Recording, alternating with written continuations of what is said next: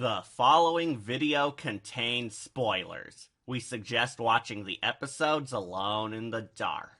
Hi guys, it's your old pal Cat. We're here to talk about one of this show's grandest golden gems ever. It's so stupendous that it exposes the Haunted Mask and Camp Nightmare as the true pieces of shit they are. It's just so good. Hey, excuse me, but what are you doing? I'm Catastrophe, and I'm here to talk about Goosebumps. No, you're not. I am Catastrophe. No, I am Catastrophe. I am Catastrophe. I never said I was Catastrophe. Oh, really? Then shut up. Sorry for the confusion, Wolfpack, but I am Cat, the real horror host with the most, here on Wolf Entertainment, alongside my sibling Wolf, who we will totally see in this video later. This charming kitty is my colleague, Big Cat Liar. All he does is lie. I do not. Of course you don't. But you know what's not a lie? Honest opinions. Now, what were we talking about again?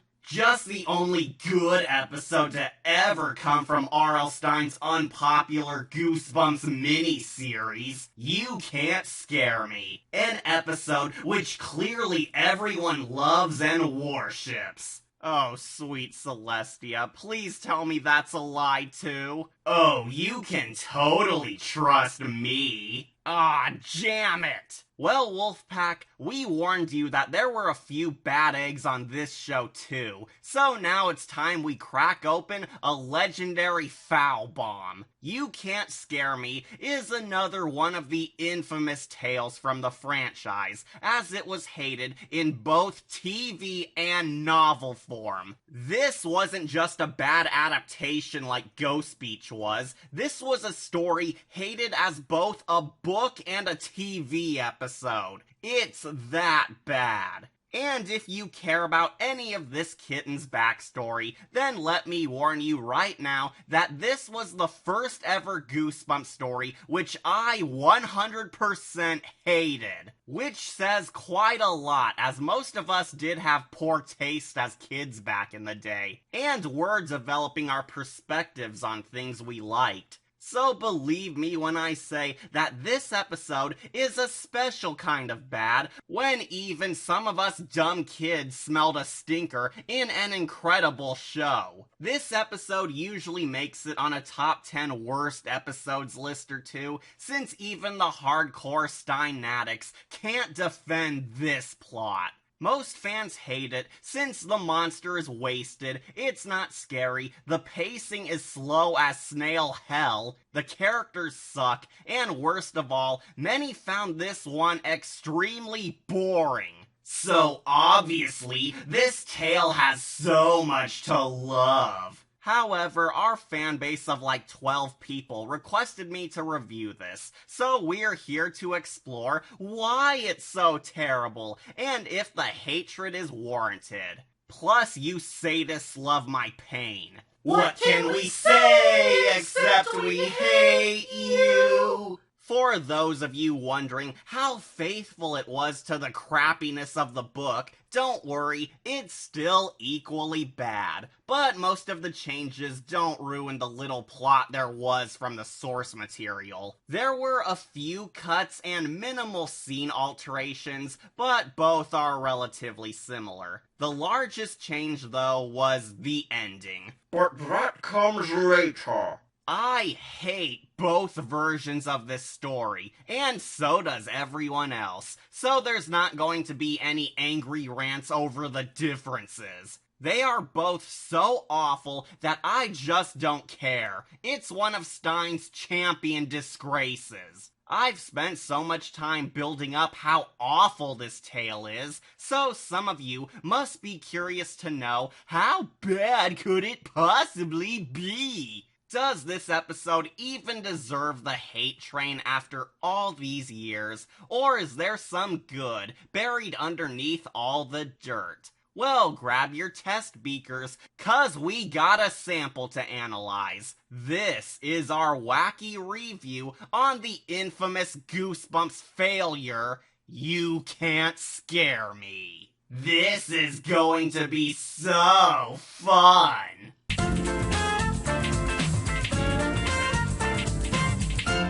So, our episode opens up at a spooky swamp. Meanwhile, at the Legion of Doom. Not now. Okay.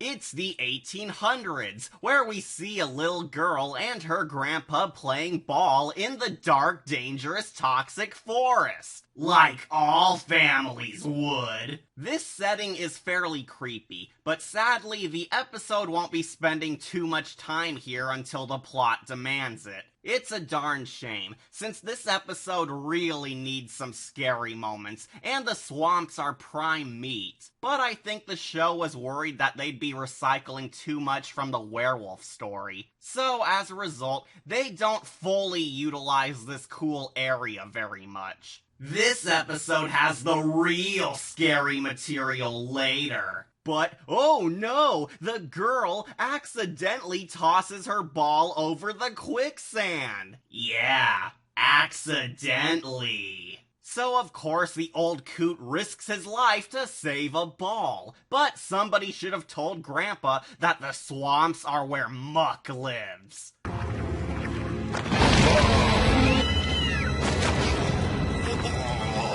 I gotta say, the mud monster is quite creepy. His moist, deformed Nega Shrek design is a stunning beast look, and the fact that he poses as a real threat makes him super underrated. Though the real tragedy is that this scene would be perfectly horrifying if it weren't for the awful child acting.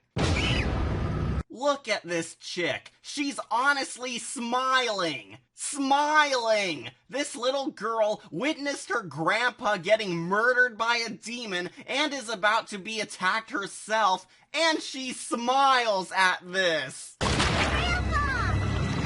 Grandpa! Oh no! Grandpa's dead! All children welcome death.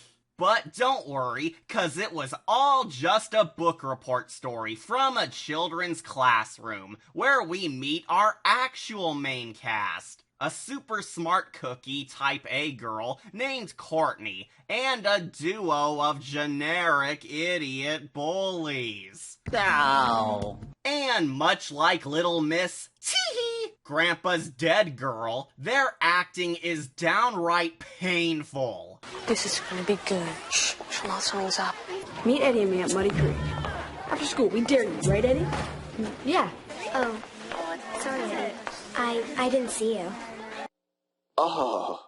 These actors are so boss. They are super superior compared to that blank slate Carly Beth. The acting here is slightly better than Ghost Beach, but saying at least you're not rock bottom bad isn't exactly high praise. It still makes this episode a chore to sit through. Not helping matters is our types of characters. We have the oh-so-classic generic idiot bullies, played by Chris Wakely from The House of No Return? No! My favorite kid hero reduced to shite! His other horror tales are so bad. But on the other paw, we also have Noah from the Haunted House game, so at least these kids playing the douche bros would go on to much better stories. Regardless, that doesn't diminish how much I hate them. The idiot bullies are just pricks who hate on the smartest girl in class, Courtney, and their whole arc is trying to take her down a peg. Asshole! Yeah, they're pretty loathsome. They're a dime a dozen idiot bullies in a comeuppance tale, but we don't even love to hate them. And we also have Courtney. Oh, Courtney. Courtney is the overachieving Little Miss Perfect at school who practically shows off how better she is than everyone else and soaks up praise from everyone in town. I hate her. absolutely everyone loves her more than Chloe Carmichael. That's right, if you didn't figure it out, Courtney is R.L. Stine's attempt to parody the Mary Sue. She's perfect all the time, succeeds at every little thing, is adored by almost everyone in town, is super mega smart, is real purty, is heralded by everyone as the bestest ever, and never, ever gets scared by anything. I don't like throwing out this term all willy-nilly, but yes, Courtney is a Mary Sue, but an intentional Mary Sue, since Stine designed her that way. You see, the story is not about a giant scary mud ogre, but rather the idiot bullies trying to scare the perfect girl in school so they can feel better about their own sad lives. Loser, loser. However, as much as I hate the idiot bullies, I also despise Courtney. The intention is to make her perfection comedic, but it's just not funny, and she's just obnoxious. This girl comes across as an annoying bully herself, just in a different flavor. You'll see shortly, but for now, these characters suck, and instantly make a terrible plot to follow. Hope you horror fans weren't expecting a monster nightmare, because these kids are the fun amusement. Ow. The idiot bully bros place a snake in her bag to scare her, just like in the book, but the episode makes them more stupid about it. I can't wait until lunchtime.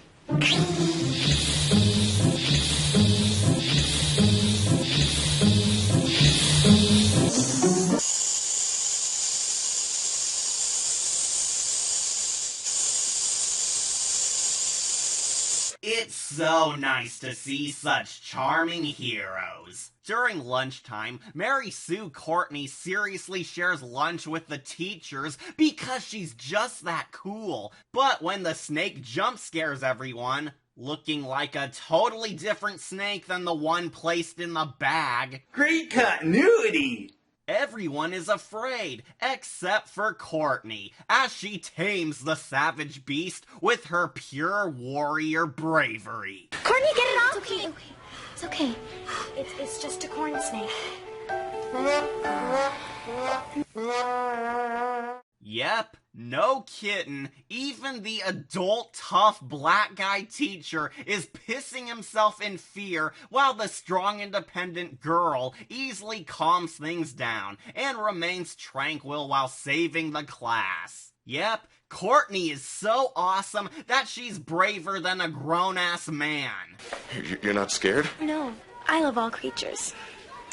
Would you like to touch it? Well, I don't, no. Hey, I didn't know the writers from Batwoman worked on this. The CW really knows what women want. I suppose now's a good time to warn you that this isn't your average Goosebumps tale. You remember that cool mud monster we saw earlier and the epic army of mud demons all over the book cover? Yeah, they're not important. Instead, this entire tale is a wacky comedy episode. Ow. It's not a horror story about a legendary elemental ghoul, but instead a Looney Tunes-esque comedy about two idiot bullies trying to embarrass the cool girl in school, only to hilariously get foiled again every time. This tale is all Courtney and the idiot bullies in a pissing contest, while the supernatural hijinks are a background note. No lie, this is the whole story. And shockingly, it's also why this story is so hated. After all, why would we want to see the monsters when we got kids one-upping each other to stroke their egos? I think it's a great call to downgrade the scary stuff in favor of focusing on the human drama, since it grants us so much time to appreciate our actors.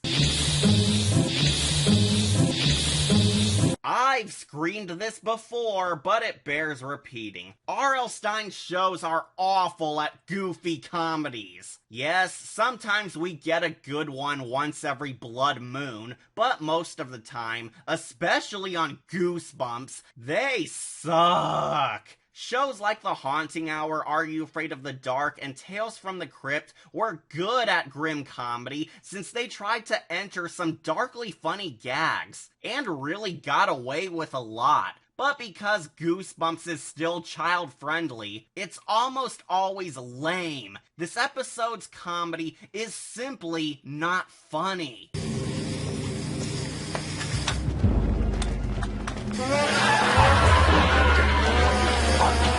I haven't seen humor this good since Star Trek. I'm sorry I'm late. I was watching the first Enterprise on the holodeck. You know, Archer and those guys. What a story. Those guys had a long road getting from there to here.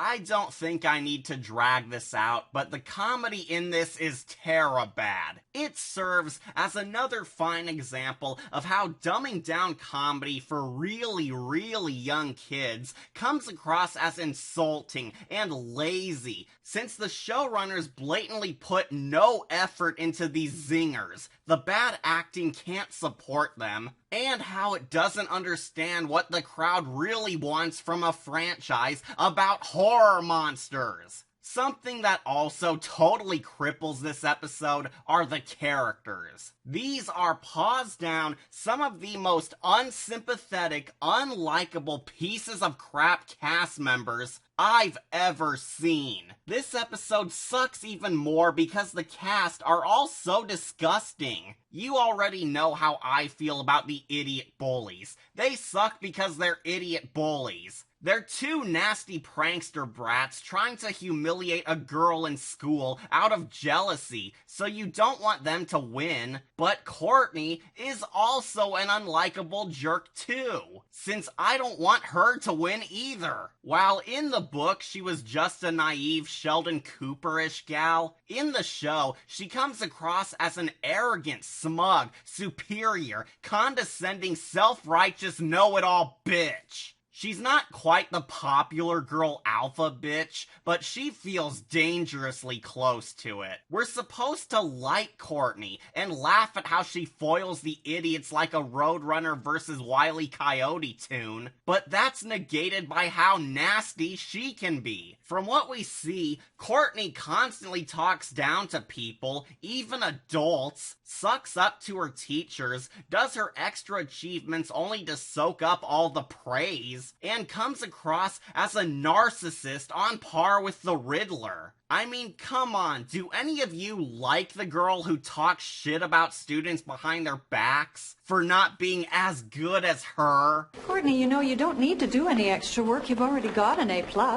Yeah, but I was hoping I can get something higher. There is no such thing. You sure?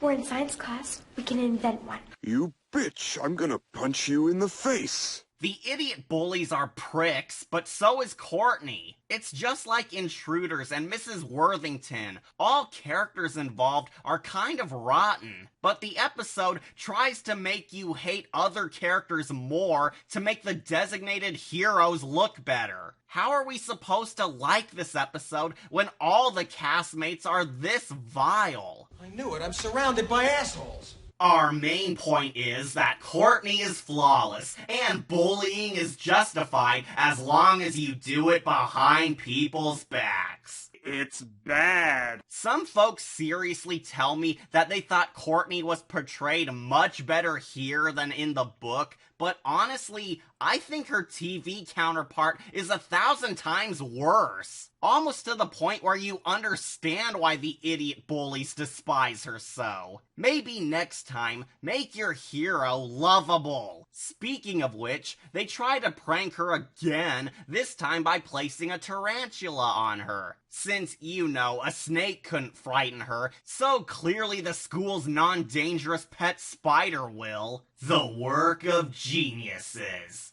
But of course, the idiots fumble it up, lose the web crawler, and hide in the closet once Courtney arrives ahead of time, with the teacher giving her free range of the science class since she's so perfect. The idiots try to jump scare her, but oh no, the spider crawls on the black kid, foiling them and their pants again. By the way, this is our first big true scare, folks. A spider crawling on a black kid's balls. We waited halfway through this mud monster nightmare for this. I just love how you can't tell the obvious stunt doubles apart from the real child actors who don't have a spider near them. It just plays out so seamlessly. But that strong independent wham-in Courtney saves the day, thwarts them again, and makes the bullies look like bigger idiots since she says that spiders are not that scary or that deadly. Tarantulas hardly ever bite, and even if they do, it doesn't hurt.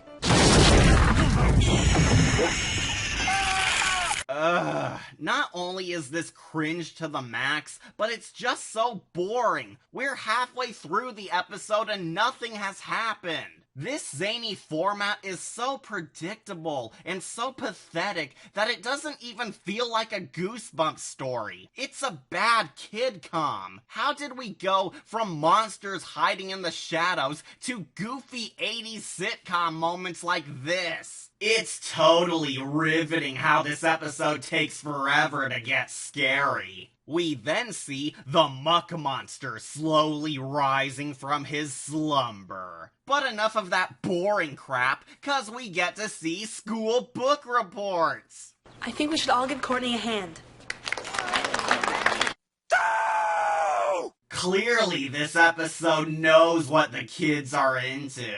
I can't believe how unbelievably awful this pacing is. I can't believe how good this episode is. I can't believe it's not butter. Hee! Classic Pinky. If you want to enjoy more of me, then please check out our videos on Midsummer, My Little Pony, and my stint on Crypt TV, showing you more of Dr. Die. Will you get out of here? We finally talk about Muck. Apparently, he's an old town legend who haunts the county's dangerous swamplands, acting as a bootleg Swamp Thing by protecting his domain, but slaughters anyone who invades his crib. This is quite unique, yet that's really all he's got. But Courtney, the bestest ever, doesn't believe in that silly fable since she's not a pansy like you regular kids. She claims she used to be afraid of mud monsters, but not anymore cause she's Mary Sue. This gives the idiot bullies an idea, an evil, wicked idea, on how to scare her. The duo are going to dress up as Muck and scare her in the woods, which makes absolutely no sense. So let me get this straight. Courtney openly tells the class that she's not afraid of mud monsters anymore, and your grand idea to finally prank her good is to dress up as a creature which she says she's not afraid of anymore. Oh man, am I fucking stoned. I see no holes in this scheme. So at this point, we stop following the book's final act completely. The grand finale, if you can even call it that, takes place at the scary swamplands. However, the outcomes of the TV and book versions are totally different. In the book, it was sort of a group gathering for a school assignment, but the show alters it. The idiots invite Courtney up to the wetlands to search for monster clues, and the oh-so-beloved Courtney turns into an idiot for a sec and agrees to meet them there because she trusts them. Huh? Why? Now, you might think that this doesn't make any sense. All girls should totes trust creepy guys who invite them to scary places. But after their stupid dance, haha, the bullies disguise themselves as Muck to lure her into an ambush and finally scare her, which is already doomed to fail because you can clearly see the black kid's face. Now, in the novel, the bully invited up a whole trio of friends to dress up as ogres, while Courtney had her gal pals with her to investigate the wetlands. This was because in the book, there were 3 Mucks roaming the swamp. But no, in the episode, there's only one frickin' monster! Because clearly, why would we want to see an army of monsters in this monster story when we have the magnificence of the child acting instead? Okay, if you want to hear the real critic in me, I think the reason most of the characters, including the other Mucks, were deleted was because this episode blew the budget on the one baddie and his scary scenes. The monster does look outstanding, but tragically, it's not enough to save this episode since he's not an important role in his own story. It's all about the wacky shenanigans of the stupid kid comedians. So all the side characters and extra creatures were trimmed out to make an already aimless story at least flow somewhat better. The sad reality is that the book was stuffed to the brim with so many unimportant details, useless characters, and plot points that go nowhere. So it's kind of a given that the show's version would naturally purge most of it for a more reasonable scale. The final act is a lot different, but I honestly don't care because this story sucks. It was a god-awful book, so it's no shock it's a god-awful episode. Who cares if the idiot bully's big brother is deleted when we already have enough characters to hate? And why even have 3 monsters when the single one has done so much? As you can guess, the idiot bullies soon split up to set their trap, where Chris Wakely scours for Courtney, while Haunted House Gamer hides for a jump scare. As this drags on for a million years to predictable levels, we get this very, very odd scene where the disguise bully drops mud everywhere, and it mutates. Yes, the mud is evidently alive and mutates into ginormous mud mountains. What? I bring this up because not only is this so bizarre even by Goosebumps standards, but the main cast has zero reaction to this whatsoever. Yeah, we see the mud sloshing around and displaying life signs, then as the bully waits around for his bro, it slowly expands to bigger and bigger size until it forms a bunch of muck boulders. And the cast doesn't even react to it. What the what? These mud boulders are not other muck monsters arising, the bully didn't make them himself, and the living mud plot point goes absolutely nowhere. This is just a weird thing that happens with no explanation whatsoever. What the heck was even the point of this?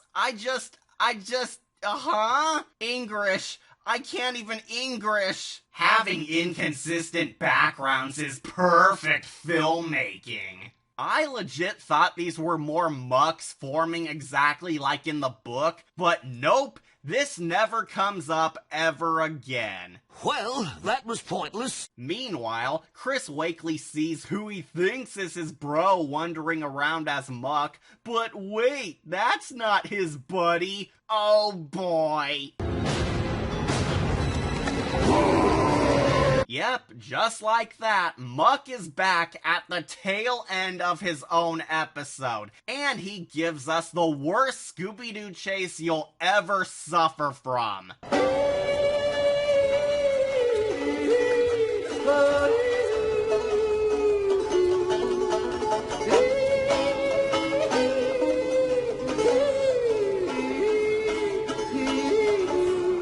Boy, am I so fat. Don't you just love how blurry this chase scene is? It truly makes your remarkable visuals all the more memorable by showing doofy-ass slow-mo. Chris Wakely returns to his pal, where we get another unfunny routine where they whine about monsters being real instead of getting the hell out of here, until Courtney shows up and acts like a queen bitch. And folks, if you don't believe me when I say that Courtney is just as nasty and detestable as the dynamic Dunderheads are, well, here's the scene which solidified my hatred of this tool, where noble, perfect hero Courtney practically taunts them as losers beneath her. Here we have two adolescents of average or below intelligence, trying to outwit an adolescent of much higher than average intelligence. I'm not bragging, I'm just stating the facts. But what is really interesting is your persistence, what keeps you going. It reminds me of some lab rats I once saw in some science experiment. I guess if you want children beaten, you have to do it yourself. You know, I'm all for pissing on idiot bullies like these guys who deserve it, but she just comes across as no better when she's bullying right back at people who have never posed as a threat to her. Our hero, kids. Courtney bitches them out for so long that Muck catches up, where we get to the ultra worst part of the episode. Monster! Oh, a mud monster! A mud monster is behind me, I see.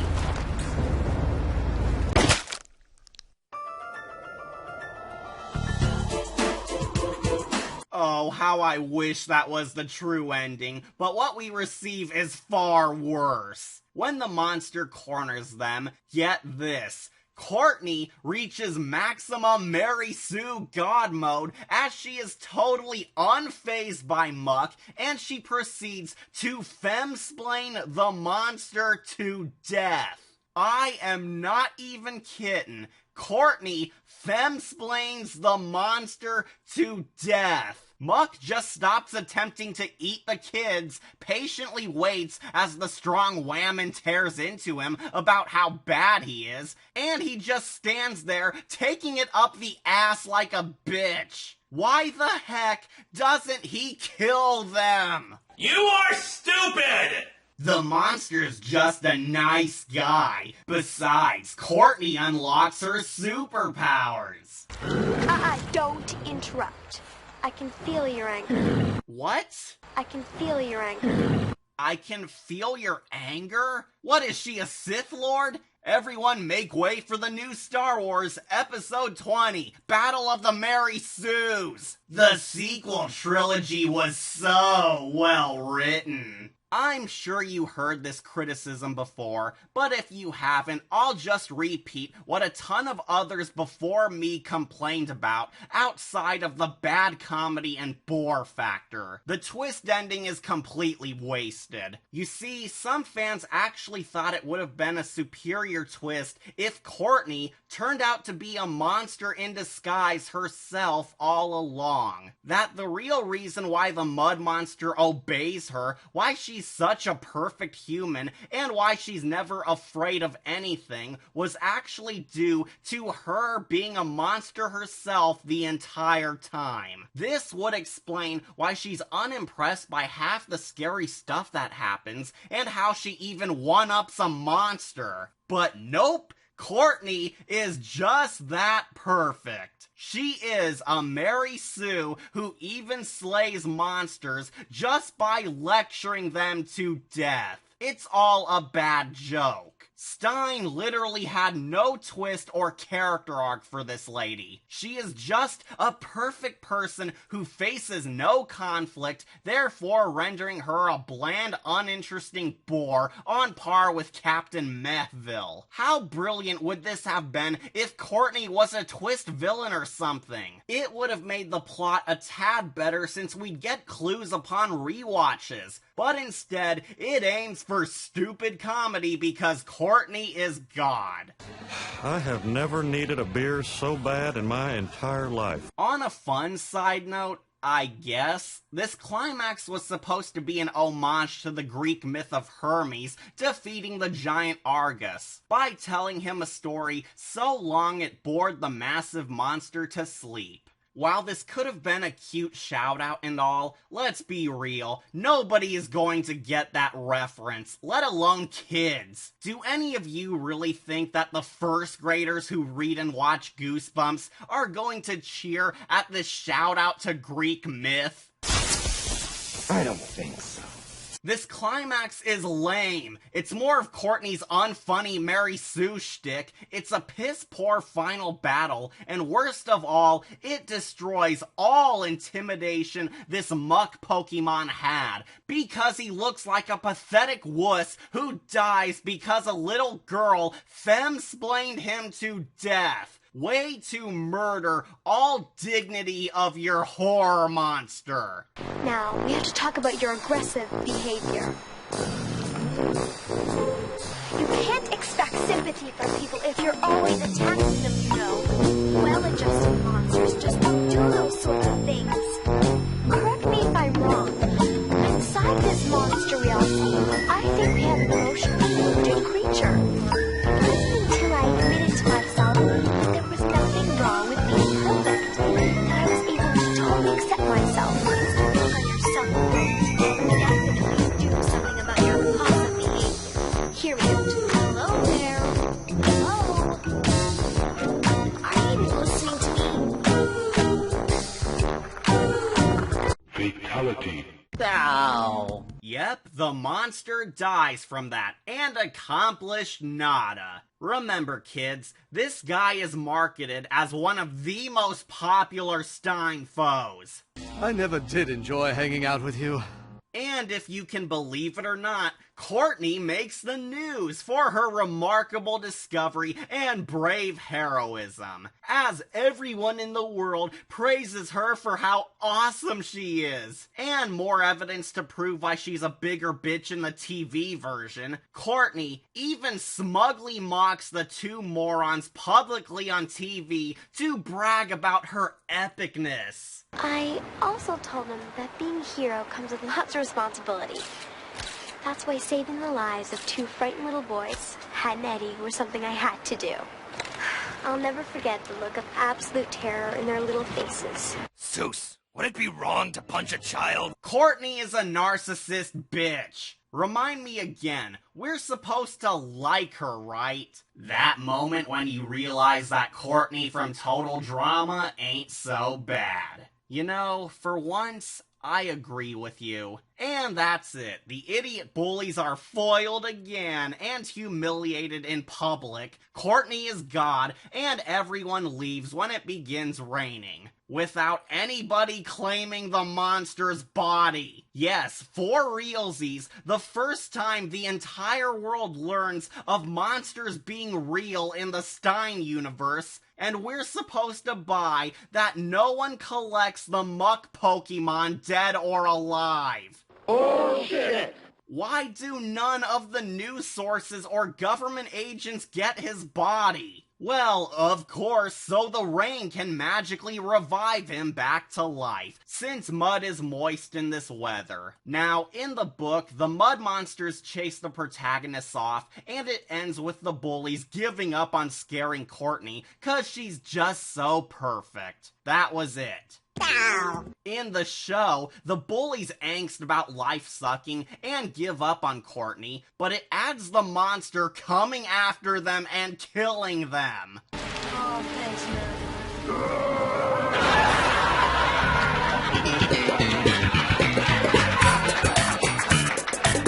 Yeah, that's seriously the end. As much as I despise the Wonder Dummies, it just feels a bit too mean. After being utterly embarrassed at every turn and even admitting defeat, the story concludes with the monster murdering them. Happy ending. And that was the best episode of R.L. Stine's career. What are our high praises? It's bad. You Can't Scare Me is the perfect title for this mess, Because it's not scary. It's not good, it's not funny, it's not clever, it's not well written, and it's not even fun. It sucks. You Can't Scare Me sucks. This episode has the worst structure I've ever seen. There's long amounts of nothing frickin' happening. It's a long string of repetitive bad comedy routines where the idiots try to scare a girl they hate and hilariously fail at every turn, while Muck waits in the back.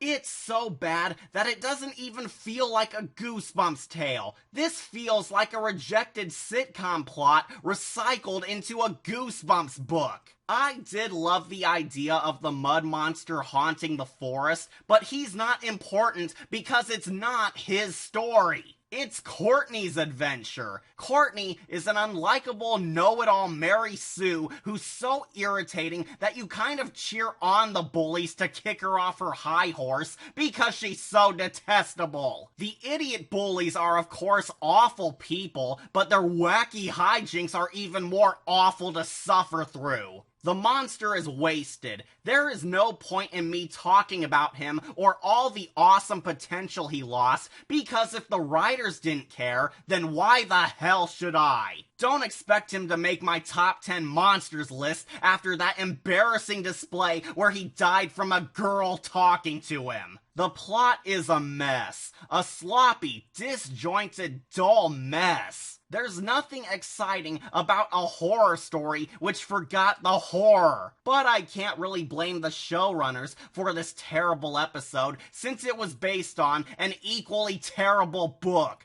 Both versions are awful, but at least the book would make quality toilet paper. You Can't Scare Me, the adaptation, is a waste of a Goosebumps episode. It's one of the worst tales of the series because it's not scary, not funny, not creative, and bores us with pathetic human characters and their zany antics when they could have been showing us a badass mud demon. Screw this episode. I give it a 0 out of 10 and the most deserving Decayed Skull award ever. Congrats, Courtney. You've obtained another perfect accomplishment of earning no praise from me. You Can't Scare Me is a failure. An episode so bad that it deserves to be forgotten and left in the dirt to die. So, in short, we highly recommend it. Best episode of the saga. Now, so long, this was the last video of the channel. Forever. Banana! Banana! Yes! Banana! Banana! Banana! What? Banana! Banana! Banana! Banana! Banana! Banana! The internet. Suckers! Banana! The internet. Banana! Banana! Banana! Banana! Banana! The internet. Suckers! Banana! The internet. Everybody! Banana! I can feel your anger.